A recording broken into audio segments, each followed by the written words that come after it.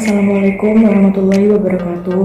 Perkenalkan, nama saya Ananda Syarif Oktaviani, NIM 1816082.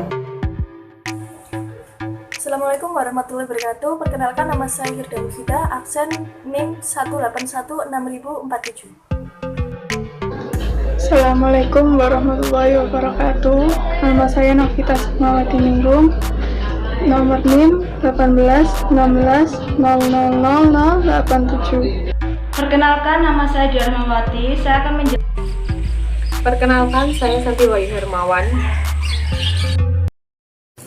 Assalamualaikum warahmatullahi wabarakatuh. Saya Evita Ratna Dewi dari kelompok 3. Di sini saya akan menjadi moderator untuk kelompok 2 mengenai materi tentang aset tidak berwujud.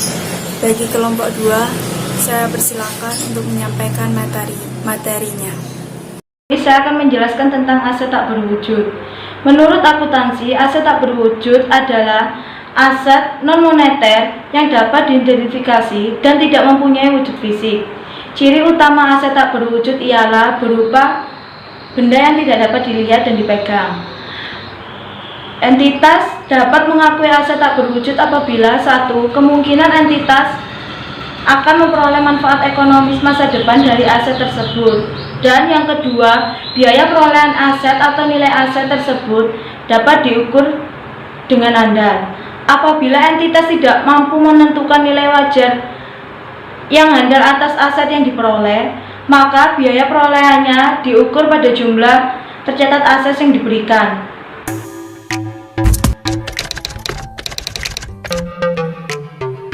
Termasuk aset tidak berwujud. Yang pertama, hak paten. Hak paten adalah hak eksklusif yang diberikan oleh suatu negara kepada inventornya atas hasil invensinya untuk jangka waktu tertentu.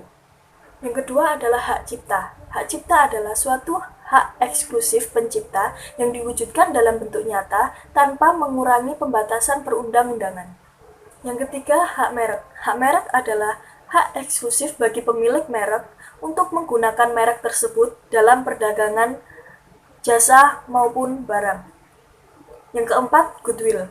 Goodwill merupakan hak istimewa yang dimiliki oleh suatu perusahaan di mana hak istimewa tersebut dapat meliputi istimewa dalam bentuk lokasi, nama, maupun produksi sehingga membuatnya lebih unggul daripada perusahaan yang lain. Yang kelima, waralaba atau franchise merupakan salah satu model bisnis antara pemilik merek dengan pemodal.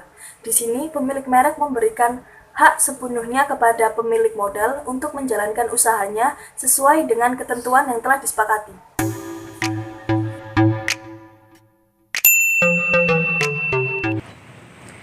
Berikut yang bukan termasuk aset tak berwujud: 1. Surat berharga. 2. Hak atas mineral dan cadangan mineral seperti minyak, gas alam, dan sumber daya yang tidak dapat diperbarui.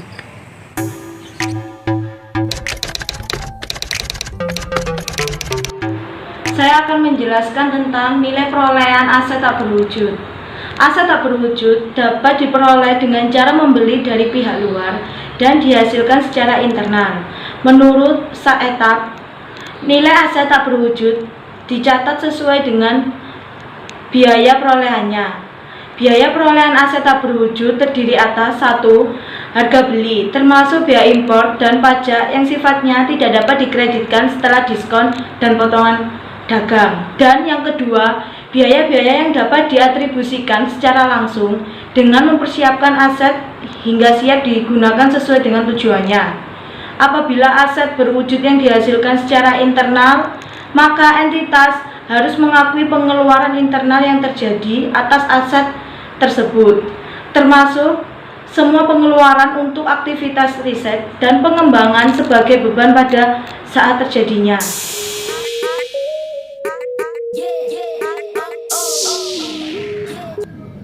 Nilai residu aset tidak berwujud diasumsikan dengan 0, kecuali 1. Ada komitmen dari pihak ketiga untuk membeli aset tak berwujud pada akhir masa manfaatnya. 2. Ada pasar aktif untuk aset tak berwujud. Nilai residu aset dapat ditentukan dengan mengacu pada harga pasar dan terdapat kemungkinan bahwa pasar aktif akan tetap ada di akhir umur manfaatnya. Menurut perpajakan, aset tak berwujud harus diamortisasikan apabila harta mempunyai masa manfaat lebih dari 1 tahun. Tarif amortisasi yang diatur dalam Undang-Undang Pajak Penghasilan Nomor 36 Tahun 2008, Pasal 11A Ayat 2 adalah 1. Kelompok 1 aset tak berwujud dengan masa manfaat 4 tahun dan tarif amortisasi berdasarkan metode garis lurus 25% dan saldo menurun 50%. Kelompok 2 aset tak berwujud dengan masa manfaat 8 tahun dan tarif amortisasi berdasarkan metode garis lurus 12,5% dan saldo menurun 25%. Kelompok 3 aset tak berwujud dengan masa manfaat 16 tahun dan tarif amortisasi berdasarkan metode garis lurus 6,25% dan saldo menurun 12,5%. Kelompok 4 aset tak berwujud dengan masa manfaat 20 tahun dan amortisasi berdasarkan metode garis lurus 5% dan saldo menurun 10%.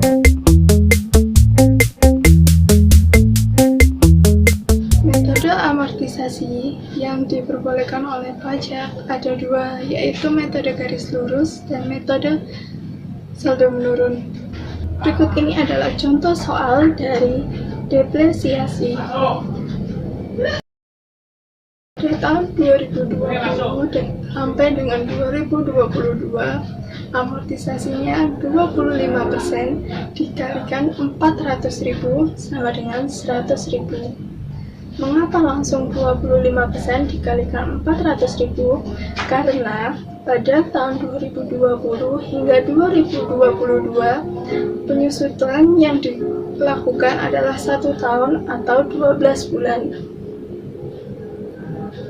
Untuk nilai sisa buku sama seperti tahun pertama, yaitu nilai sisa buku tahun sebelumnya dikurangi dengan amortisasi pada tahun tersebut.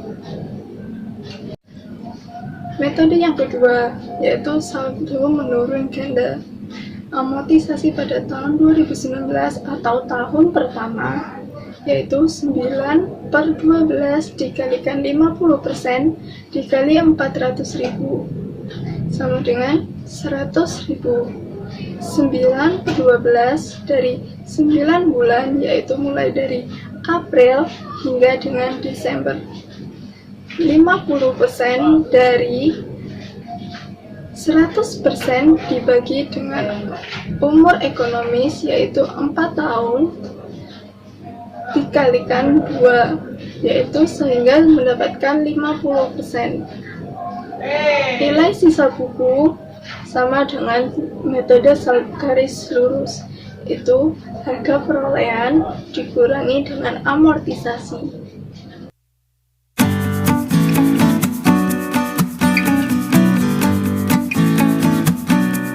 Akuntansi untuk sumber alam.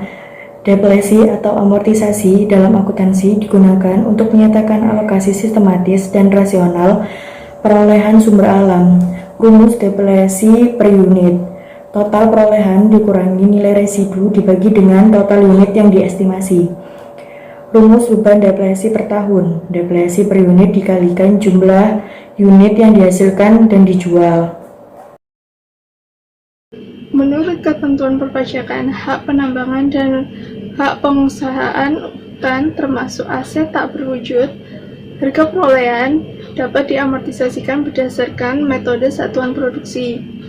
Yang pertama, biaya hak penambangan selain minyak dan gas bumi yang mempunyai masa manfaat lebih dari 1 tahun dapat diamortisasikan dengan menggunakan persentase tidak lebih dari 20%. Menghitung amortisasi per tahunnya, jumlah penambangan atau penebangan dibagi dengan taksiran total produksi atau deposit dikali 20%. Biaya perolehan hak mempunyai masa manfaat lebih dari 1 tahun dalam bidang penambangan minyak dan bumi. Amortisasinya, jumlah penambangan dibagi taksiran total produksi dikali tanpa batasan. Presentase amortasi biaya dalam setiap tahun pajak harus sama dengan presentase penambangan atau penebangan. Dengan rumus, metode satuan sama dengan jumlah penambangan atau penebangan yang dihasilkan dalam satuan produk dibagi dengan taksiran jumlah seluruh produk dikali 100%.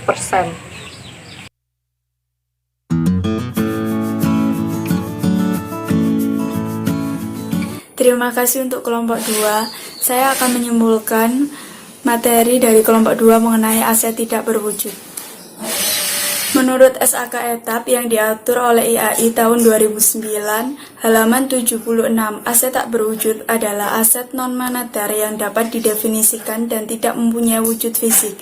Ciri utama aset tetap tidak berwujud adalah berupa benda yang tidak dapat dilihat dan dipegang. Biaya perolehan aset tak berwujud terdiri atas harga beli termasuk biaya impor dan pajak yang sifatnya tidak dapat dikreditkan setelah diskon dan potongan dagang. Biaya-biaya yang dapat didistribusikan secara langsung dengan mempersiapkan aset hingga siap digunakan sesuai dengan tujuannya.